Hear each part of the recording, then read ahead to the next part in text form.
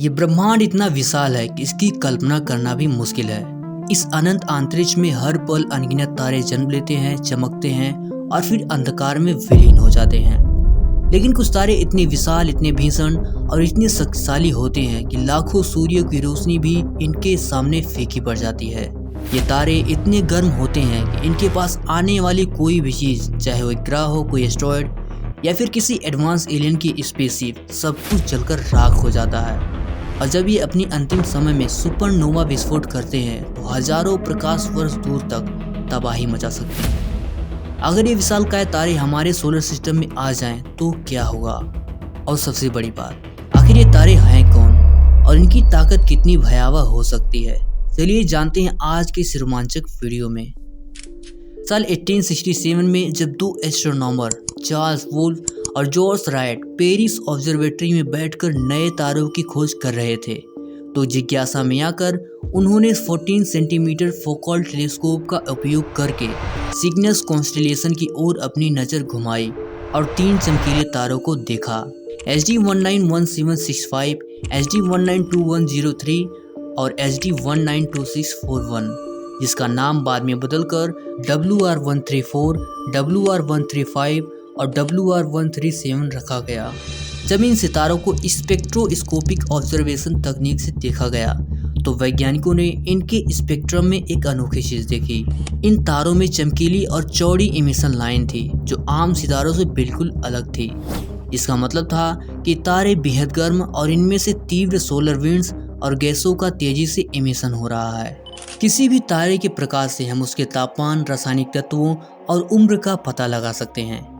Spectroscopic observation तकनीक में हम तारे से आ रही रोशनी को स्पेक्ट्रोस्कोप में भेजते हैं और इसमें लगा प्रिज्म इस प्रकाश को वेवलेंथ में फैला देता है, बिल्कुल इंद्रधनुष के रंगों जैसा, जिससे एक स्पेक्ट्रम बनता है। अब यहाँ अगर तारे का प्रकाश ठंडे गैस से गुजरता है तो इस स्पेक्ट्रम में काली इमिशन लाइंस बनती हैं, और अगर गैस गर्म है और प्रकाश उत्सर्जित कर रही है तो स्पेक्ट्रम में चमकीली इमिशन लाइंस बनती हैं। ये एक फिंगरप्रिंट्स की तरह होता है जिससे वैज्ञानिक दूर मौजूद तारों की रासायनिक संरचना और भौतिक गुणों का पता लगाते हैं। हमारा सूर्य 70% हाइड्रोजन, 28% हीलियम और 1.5% कार्बन, ऑक्सीजन और नाइट्रोजन से बना है, और ये सब हमने सूर्य के प्रकाश से ही जाना है। इसी तकनीक से हम ब्रह्मांड के किसी भी तारे की रासायनिक घटकों को जान सकते हैं। लेकिन जब 1867 में चार्ल्स वुल्फ और जॉर्ज रायट ने इन तारों का अध्ययन किया तो उन्हें इन तारों के स्पेक्ट्रम में यही चमकीली इमिशन लाइंस दिखी। जहां ब्रह्मांड के ज़्यादातर सितारों में एब्जॉर्प्शन लाइन होती हैं, लेकिन वहीं इन तारों में इमिशन लाइन थी। इसका मतलब साफ था, ये तारे सामान्य सितारों से कई ज़्यादा चमकीले, गर्म और विशाल थे। इनका तापमान लाखों डिग्री सेल्सियस तक जा सकता था, जो हमारे सूर्य से कहीं अधिक था। चार्ल्स वुल्फ और जॉर्ज रायट दोनों के लिए ये एक बड़ी खोज थी, इसीलिए इस टाइप के तारों का नाम इन दोनों वैज्ञानिकों के नाम को मिलाकर वुल्फ रायट तारे कहा गया। वुल्फ रायट तारा एक ऐसा विशाल तारा होता है जो अपने जीवन के अंत की ओर बढ़ रहा होता है। इनकी सतह से बेहद तेज और शक्तिशाली सोलर विंड निकलती है और इनकी सतह इतनी गर्म होती है कि गैसें और ऊर्जा बड़ी मात्रा में अंतरिक्ष में फेंकी जाती है, और कुछ ही साल बाद ये एक सुपरनोवा विस्फोट करने वाले होते हैं। तो आइए अब इन सितारों को और नजदीक से देखते हैं, और अगर ये हमारे सौर मंडल में आ जाएं तो क्या होगा। पृथ्वी से लगभग 8000 प्रकाश वर्ष दूर कैसियोपेया कॉन्स्टेलेशन में WR2 नाम का एक वुल्फ रायट स्टार तारा स्थित है। यह आकार में तो सूर्य से छोटा है, लेकिन इसकी ताकत को कम समझना हमारी भूल होगी। इस तारे का तापमान 1,40,000 डिग्री सेल्सियस से भी ज्यादा होता है, जो इसे सूर्य से 2,82,000 गुना ज्यादा चमकीला बनाता है।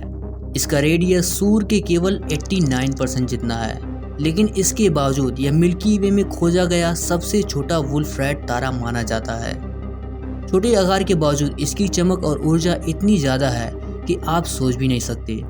WR2 से निकलने वाली एक्स रेज, गामा रेज और हीट इतनी तीव्र होती है कि करोड़ों किलोमीटर दूर खड़ा इंसान भी जलकर राख बन सकता है। और अब जरा सोचिए, अगर VR2 अचानक हमारे सूर्य की जगह आ जाए तो क्या होगा। कुछ ही मिनटों में इसके सबसे नजदीक मौजूद बुध और शुक्र प्लाज्मा बनकर वाष्पित हो जाएंगे और 1-2 घंटे के अंदर ही पृथ्वी की ओजोन परत और वायुमंडल पूरी तरह से नष्ट हो चुकी होगी।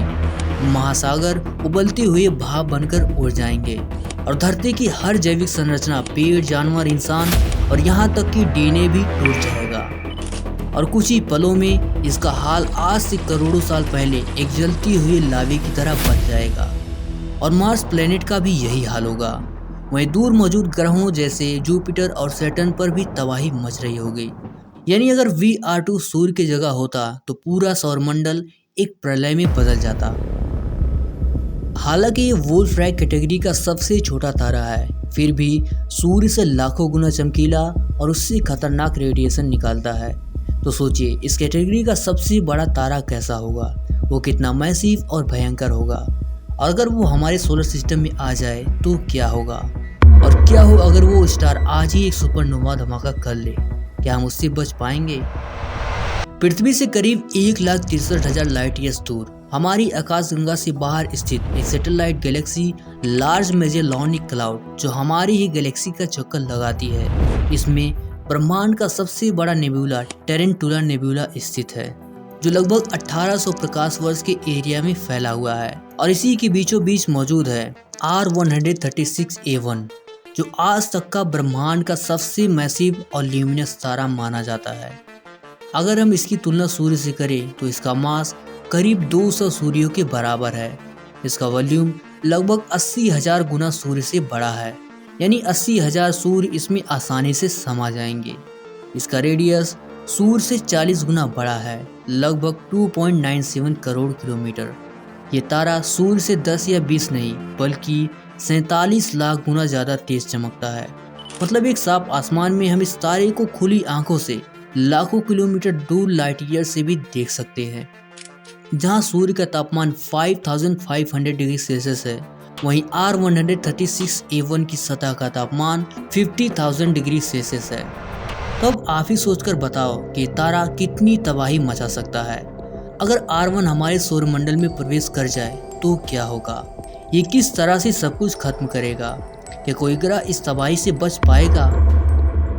देखिए, जैसे ही R136A1 हमारे सौरमंडल में प्रवेश करता है, सबसे पहला झटका हमें इसके साइज और ग्रेविटी से मिलेगा।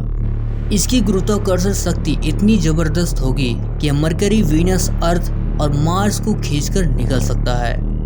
यानी इतना जबरदस्त होगा कि हम इसे देख भी नहीं पाएंगे। R1 का सरफेस टेम्परेचर लगभग 50,000 डिग्री सेल्सियस है, यानी सूर्य से 9 गुना ज़्यादा गर्म। इसे इतनी ज़्यादा UV रेज और गामा किरणों को छोड़ता है कि जैसे ही ये करीब आता है, हमारे सौरमंडल का सारा एटमॉस्फेयर जलने लगता है। इतना ही नहीं, R1 की मौजूदगी से सौरमंडल का ग्रेविटेशनल बैलेंस पूरी तरह बिगड़ जाएगा। सैटर्न और जुपिटर जैसे महाविशालकाय ग्रह अपनी कक्षा से खिसकने लगेंगे। नेपच्यून या यूरानस या तो इस तारे की ओर गिरेंगे या सौरमंडल से बाहर फेंके जाएंगे। कुछ ही समय में पूरा ब्रह्मांड अस्त व्यस्त हो जाएगा। लेकिन इन सितारों की कहानी यही खत्म नहीं होती। जितने ज़्यादा चमकीले और ताकतवर होते हैं, उतना ही छोटा इनका जीवन काल। दरअसल ये तारे लगातार अपने मास को खोने के कारण धीरे धीरे अपने अंत की ओर बढ़ने लगते हैं। R1 का तापमान 45,000 डिग्री सेल्सियस से भी ज़्यादा है। इससे इसकी सतह से इतनी भयानक रेडिएशन निकलती है कि इसकी ग्रेविटी भी उसे रोक नहीं पाती। और इस निकल रही ऊर्जा को स्टेलर विंड कहते हैं। हर सेकंड लगभग 10 अरब टन पदार्थ इसकी सतह से बाहर फेंका जाता है। ये इतना ज़्यादा है कि अगर पूरी पृथ्वी की 8 अरब जनसंख्या मिलकर एक ट्रिलियन न्यूक्लियर बॉम्ब एक साथ फोड़ दे, तब भी इतनी ऊर्जा नहीं निकलेगी। और इन्हीं उग्र ताकतों की वजह से जब इसके कोर में मौजूद न्यूक्लियर फ्यूल खत्म हो जाता है तो फ्यूजन प्रक्रिया रुक जाती है और ग्रेविटी के दबाव के कारण ये तारे खुद में ही ढककर एक सुपरनोवा धमाका करते हैं और अंततः एक ब्लैक होल या फिर एक न्यूट्रॉन स्टार बन जाते हैं। कुछ ऐसे ही जब R1 लाखों साल बाद एक सुपरनोवा धमाका करेगा तो एक सेकंड में इतनी एनर्जी रिलीज करेगा कि सूर्य अपने पूरे जीवन काल में भी नहीं कर सकता। इस सुपरनोवा विस्फोट से निकलने वाली ऊर्जा एक्स रेज, गामा रेज और न्यूट्रिनोज के रूप में चारों दिशाओं में फैल जाएगी। इसका प्रभाव इतना भयानक होगा कि अपने रास्ते में आने वाली किसी भी चीज को नष्ट कर देंगी। आगे क्या होगा ये तो ब्रह्मांड ही जानता है, लेकिन अगर आपको वीडियो अच्छी लगी हो तो लाइक करें, दोस्तों के साथ शेयर करें और हाँ, सपोर्ट के लिए सब्सक्राइब जरूर से करना। मिलता हूँ नेक्स्ट किसी अमेजिंग टॉपिक पर, तब तक के लिए जय हिंद, take care and good bye.